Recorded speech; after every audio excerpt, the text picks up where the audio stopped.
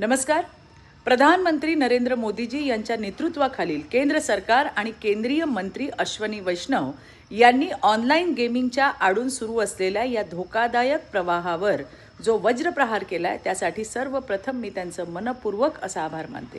Online gaming ही फक्त मजा नाही, आज ती व्यसन, फसवणूक आणि कुटुंब उद्ध्वस्त होण्याची मोठी कारणं बनली आहेत. या डिजिटल सापळ्यात सगळ्यात जास्त अडकतात ती आपली लहान मुलं आणि तरुण पिढी.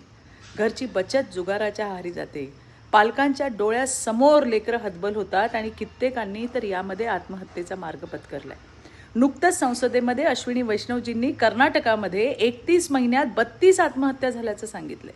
हे आकडे फक्त आकडे नाहीत, ही कुटुंब उद्ध्वस्त झाली आहेत. गाझियाबादमध्ये ऑनलाईन गेमिंगच्या माध्यमातून धर्मांतर आणि जिहादी विचारसरणी पसरवली जात असल्याचं सत्य आता उघड झालंय.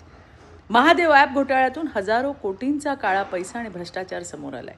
अशा परिस्थितीत हे विधायक म्हणजे आपल्या मुलांच्या भविष्यासाठी दिलेलं अभेद्य असं कवच आहे.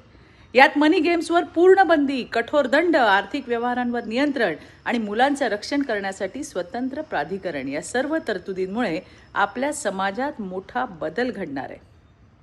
त्याचबरोबरीने ई स्पोर्ट्स आणि शैक्षणिक गेमिंगला कायदेशीर मान्यता मिळणं ही सुद्धा एक ऐतिहासिक बाब आहे. कौशल्य, स्पर्धात्मकता आणि ज्ञान वाढवणाऱ्या खेळांना प्रोत्साहन देताना आयुष्याचा खेळ खंडोबा करणाऱ्या मनी गेम्सवरती कठोर कारवाई म्हणजेच मोदी सरकारने केलेला वज्रप्रहार आहे.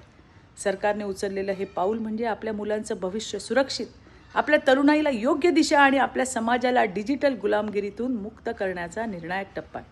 मी पुन्हा एकदा केंद्र सरकारचे आणि मंत्री अश्विनी वैष्णवजी यांचा आभार मानते की त्यांनी देशाच्या घराघरातील आई वडिलांच्या काळजाचा आवाज ऐकलाय आणि एक निर्णायक पाऊल उचललंय. जय हिंद, जय महाराष्ट्र.